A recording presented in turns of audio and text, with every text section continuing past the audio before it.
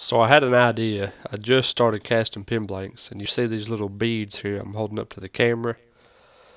I wanted to cast those in some Alumlite to make some pin blanks. And here you see me pouring them into the PVC molds, and I think this is uh, where things go wrong, part one. I'm going to use 4 of them, and then I've got another, well, I won't talk about failure number 2 here. That'll be down the road. I think those will still work, but that's another video for another day. So here I'm just putting the beads in, and then I'm about to mix up my Alumlite White. This will be the first time I've used Alumlite White. All my pin blanks I've done so far, I've used Alumlite Clear, which has about a 7-minute open time. Alumlite White has a 2-minute open time, and I think that was another part of my issue. So here you see me weighing it out, stirring it up, mixing it up.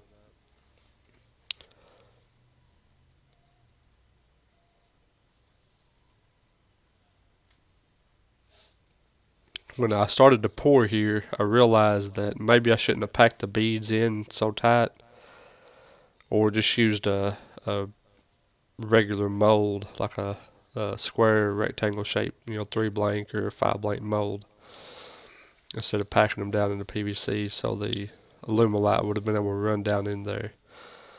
Cast it at 55 psi, and here's the result. Here's the way they come out, and they look really good, except for you can kind of see here there's some little bubbles. So I didn't know if those bubbles were just on the surface or if they were all the way through. So here I'm drilling out one of the pin blanks. I like to do my drilling on the lathe as opposed to my drill press for my pin blanks. I just get better results that way.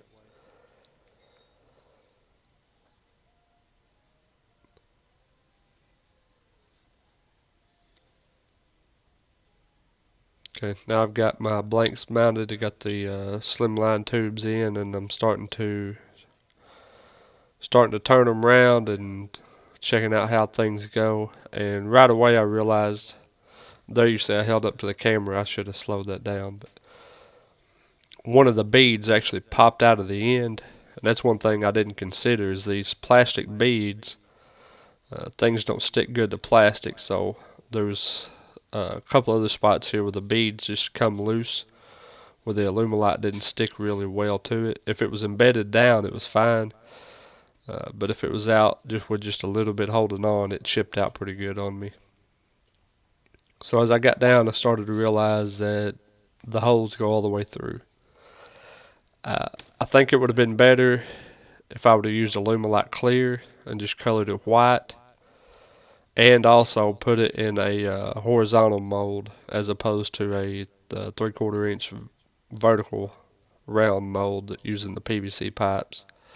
So I continue to turn, hoping that as we get closer down they'll work, but as you can see here, there's still some voids. Here are the way they look after I got them turned down to size of the bushings, and you can see there's still several voids in there. I may actually go back and try to fill these with some CA, or maybe actually make a pin out of this. I don't know yet, but they don't always work out. Sometimes you fail, you have to back up and punt. Maybe I'll try this again using some different techniques. And if you're still here watching the video, watching me fail, a little way to say thank you for those sticking around to the end of the video. You see there's 4 blanks there on the screen. I used one of them to turn the pin.